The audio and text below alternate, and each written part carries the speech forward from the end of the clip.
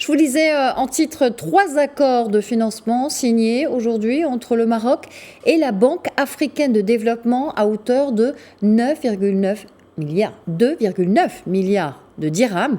Ils portent sur l'accès inclusif aux infrastructures de santé, la généralisation de la couverture sociale et l'assistance d'urgence également pour le séisme d'El Haouz. L'occasion pour le ministre délégué chargé du budget de se féliciter de la qualité des relations de coopération entre le Maroc et la BAD.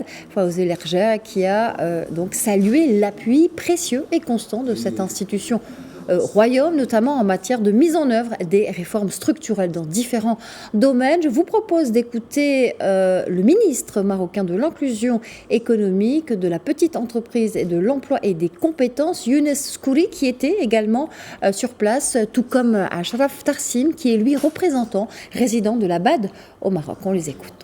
Ce partenariat avec la Banque africaine de développement est très important parce qu'il couronne une succession d'actions et de réalisations faites par le gouvernement du Royaume du Maroc. D'abord pour ce qui est de l'amélioration de l'employabilité et de l'emploi des jeunes et de ceux qui sont exclus du marché du travail, notamment les NEET. Nous avons le programme Aouraj qui a réussi à réaliser des résultats très probants.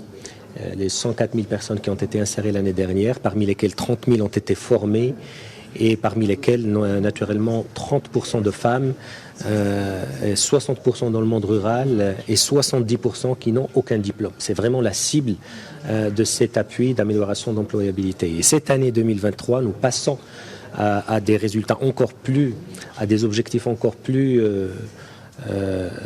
ambitieux à travers l'insertion de 50 000 personnes de plus, c'est-à-dire en plus de 100 000, avec des emplois longue durée que nous avons démarré avec 130 entreprises que nous avons recensées sur le terrain. Nous venons s'aligner sur les hautes instructions et les hautes orientations de Sa Majesté par rapport au programme de règne, au chantier de règne qui est celui de la protection sociale. Donc le premier financement consiste à un appui au financement du programme de généralisation de la couverture sociale pour inclure toutes les Marocaines et tous les Marocains pour qu'ils puissent bénéficier des systèmes de santé, de systèmes de protection sociale, des aides sociales. Donc tout cela pour faire encore une fois une étape supplémentaire pour consolider cette cohésion et cette solidarité.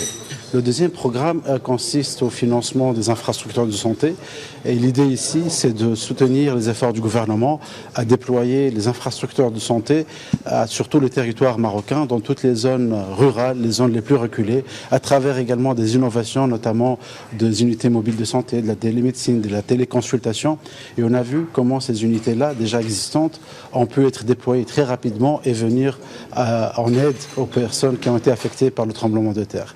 Et finalement, le troisième accord consiste à une contribution, un élan de solidarité que le groupe de la Banque africaine de développement, à travers son président, son staff, a voulu montrer à l'égard du peuple marocain à travers une contribution au fonds, au compte spécial pour la gestion des effets du tremblement de terre, le compte 126.